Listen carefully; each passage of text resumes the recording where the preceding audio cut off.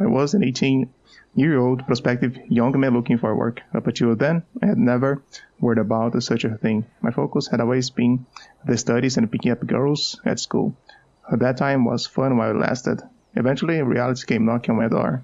The bills were piling up, my parents were getting sick, and my computer broke.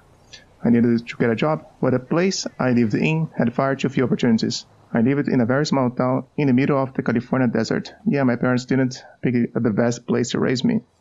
The small city was fine for the most part, and even had some advantages were bigger locations, but it was not a place for me. I needed to feel the heat of the big city to become one with it and find out who I truly was. With those objectives in mind, I decided to move to a bigger city. Los Angeles was the closest big city I could go to that had a good amount of job openings. But finding a place to stay there was difficult. Staying downtown was pretty much not an option because all the places had already been occupied, and even if there were any rooms there, they would all have been too expensive for me. The cheaper neighborhoods, while definitely feasible for me, had high crime rates. Going to one of those places meant I would have to watch my back all the time and pray my room wouldn't be robbed while I was away. Eventually, I found a place that wasn't in downtown nor in one of those crime-ridden neighborhoods. The neighborhood was fine, and the biggest disadvantage it had was the distance to downtown, where most likely would be the region I would be working in. My room was good too,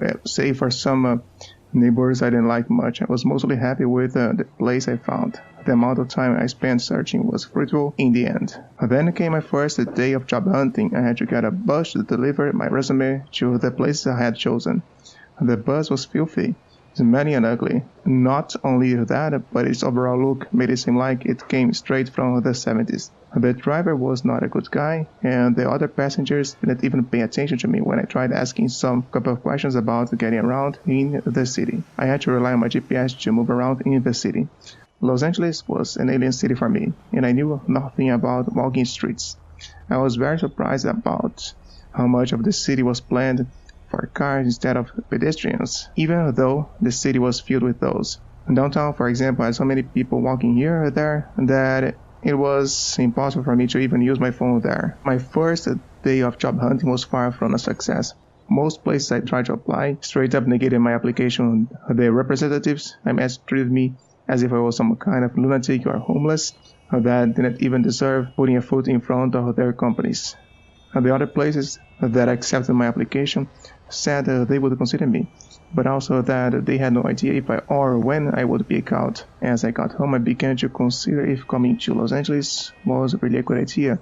I had some savings to survive there a couple of months, but I didn't want to spend all of them on a fruitless endeavor that might not lead me anywhere. I also didn't have any friends or any other people that could help me in moments of need. If I were to get seriously sick, I would be fucked. We all know how expensive the American health system can be, especially for people who can more or less pay for it.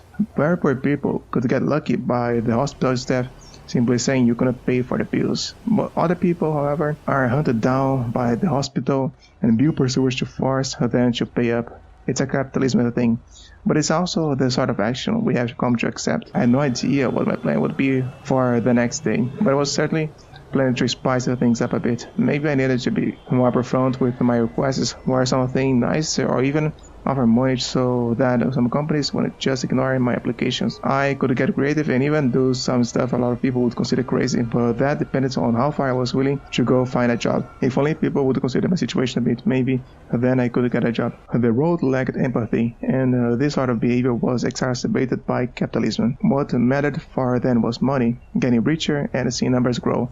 They were not worried about the homeless or prospective young men like me. They just wanted to become successful. I was far from giving up. My parents raised me to be the kind of man that could withstand even the most difficult situations, and I still had some hope to find a job.